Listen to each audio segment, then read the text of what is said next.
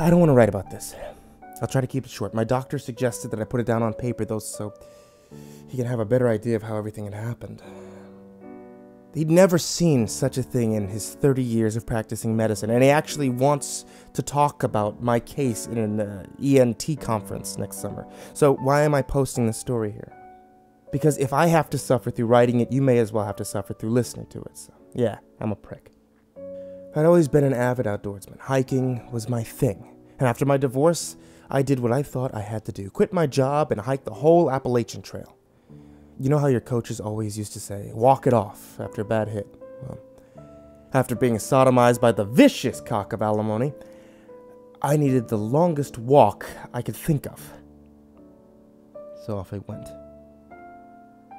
It was March when I started, and it was pretty damn cold for a while, but I knew I'd warm up as the hike progressed. Contrary to the wishes of my friends, I'd insisted on going alone. I was an experienced hiker. No, I hadn't gone such a great distance before, but I was definitely in good physical shape and knew quite a bit about outdoorsy stuff from spending time in the woods with my father before he died.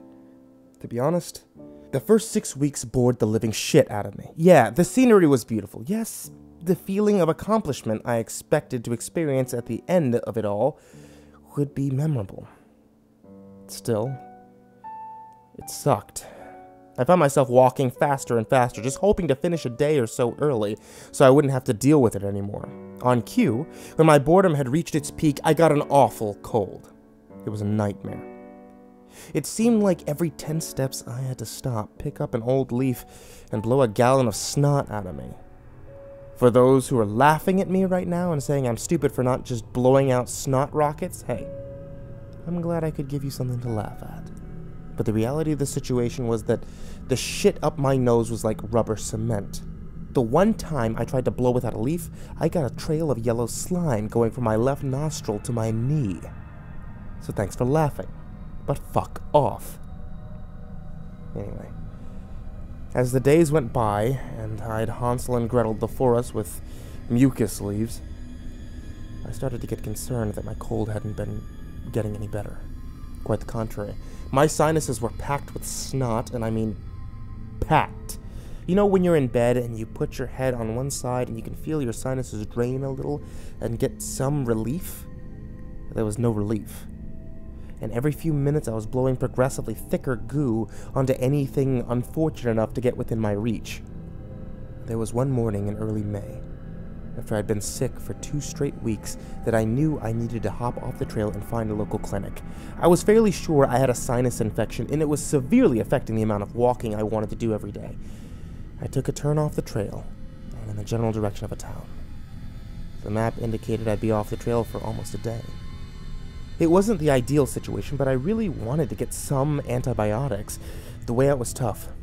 A few miles in, though, the pressure in my sinuses turned into blinding pain. I had to sit down and rest. There was no way I'd be able to get to town before dark at this rate. I did my best to blow out the horrible contents of my nose, which was now a dark yellow and as viscous as chewing gum.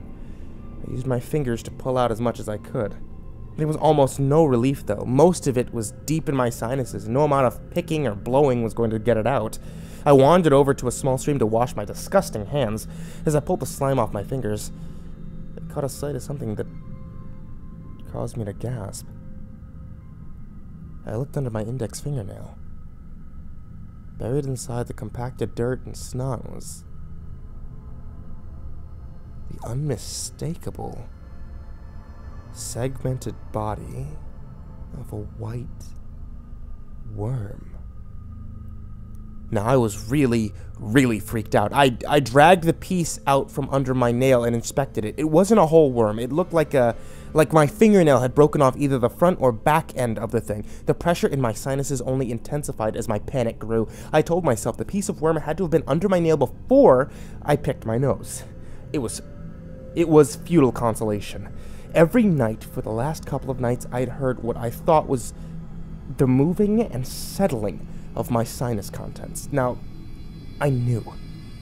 I'd heard them moving around, and that realization was where I lost it. Rather than trying to blow out, I snorted the contents backwards, trying to get them into my throat so I could spit them out, and after a few powerful snorts, I felt something hit the back of my throat. I spit it onto the ground.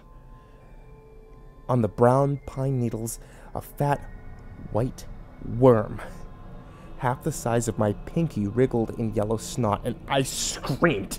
Over and over, I tried to spit them out. Only one came, and with the slightly diminished sinus pressure, I could feel them for what they were. This was the first time they would have been able to make any significant movements, because they'd all been so tightly packed together, but now they wandered. I felt their thick bodies crawling around behind my nose and under my eyes. I started to hyperventilate when I felt one start to slither down into my nostril. I scratched and pulled at it with my fingers, but it wouldn't budge.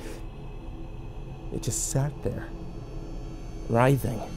The sensation was indescribably horrific, and I needed the fucking thing out of me. I squeezed my nostrils together with my hand as hard as I could. I felt the worm burst inside, and a torrent of gray sludge poured out of its destroyed body. Now deflated, I could pull its body all the way out. It was almost there, 3 inches long. It slapped on the forest floor like a used condom. While the terror I felt was immeasurable, having expelled 3 worms from my sinuses gave me more relief from the pressure than I could have imagined. I could feel others slithering inside me, though, but my breathing was much, much better. I started to run towards town. I didn't stop until I got there. There isn't much else to say. I got to the main road, and a kind soul let me hitch a ride to the clinic in the back of his pickup. The local doctor was pretty surprised, but he didn't seem to think I was in any danger. He asked where I lived, did a little research, and found a highly accomplished ear, nose, and throat specialist, only a couple miles from my house. Later that night, I was on a plane back home. The pressure change of the airplane wreaked havoc on my sinuses, and I felt like the worms inside me were throwing a party. But I managed to stay somewhat composed. The guy next to me didn't particularly like how I kept snorting up phlegm and spitting it into the puke bag. The next morning, I met with the ENT guy. He did a whole bunch of stuff with the small camera that made me gag, and he made a lot of sounds like he was absolutely fascinated by what was in me. And after he pulled 7 of the things out of me and warned me that there were probably eggs inside that'll need to get dealt with sooner or later, he tried to figure out how they'd gotten there. It only took about 20 minutes before he concluded that I'd gotten their eggs in my nose from one of the leaves that I'd used as a tissue when I first got the cold. Lovely. So that's that. Over the next couple of weeks, he did some stuff to clean out my sinuses and gave me some pills he said would kill anything else that might be up there.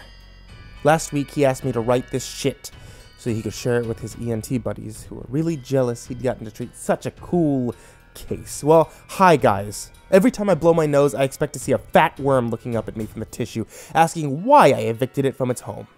Have a great conference.